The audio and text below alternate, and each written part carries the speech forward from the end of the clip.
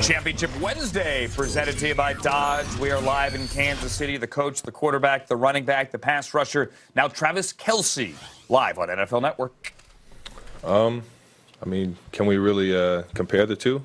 It's I'm not gonna lie. It's a very similar mentality. He's very confident, very creative in how he went about being a scout team quarterback last year.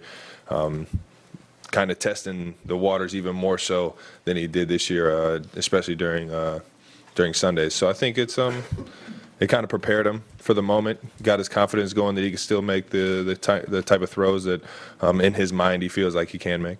Beyond his talent, when did you know he could lead this team? Was he able to win the locker room? I've answered that one before. It was probably once he threw that first touchdown pass against San Diego.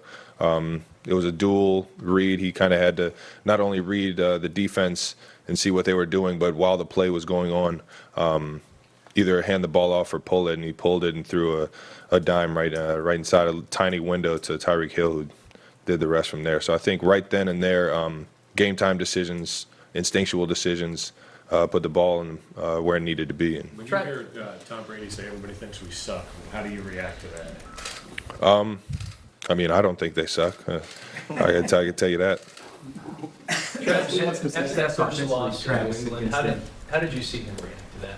It was kind of his first bump in the road in New England, that first loss. How did Patrick react? I think the second half tells you how the guy handles adversity.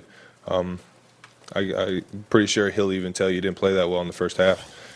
Made some mistakes, as our offense did. As a whole, we made some mistakes, and that second half we kind of rallied back, gave ourselves a chance to win the game, and sure enough, how he handles adversity is how we're going to go as an offense. Travis, you guys have had a lot of success offensively against them. Didn't win the game last time, but 40 points.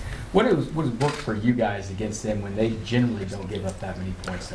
Just execution. You got to play mistake-free football against this team on all three phases of the game. And sure enough, when we play that way, we at least give ourselves a chance. Obviously, you and Gronk aren't on the field at the same time, but how much do you relish the opportunity to play in a game where there's another elite tight end on the other team? I cherish every game I get to go up against the elite tight ends. Last year against Ertz, I think it was like the second game of the year.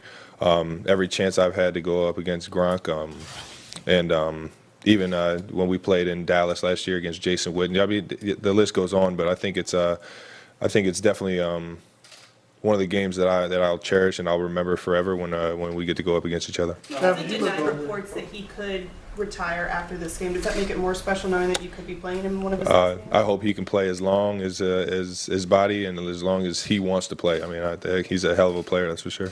We all talk about Travis, we all talk about the different arm angles that Pat throws you guys the ball and stuff, and how remarkable it is. But is it tougher? Is it hard to catch balls that are like the sidearm one, or how do you develop that, and is it difficult? Reps is how you develop it. Kind of just going through the motions of training camp and even in games, knowing that the play's not always dead, that he's always going to try and find a new way to get you the ball. It's a continuous effort to maintain concentration. That's probably the biggest difference between him and Alex. Is Alex was always right on top of the ball, and it came out pretty much the exact same way. With Pat, the flight of the ball might be a little bit different. He might throw you a little screwball, a slider here and there, but it'll get to you eventually, and you just got to make sure you concentrate all the way into the hands. Okay, thanks guys. Have a good one, guys.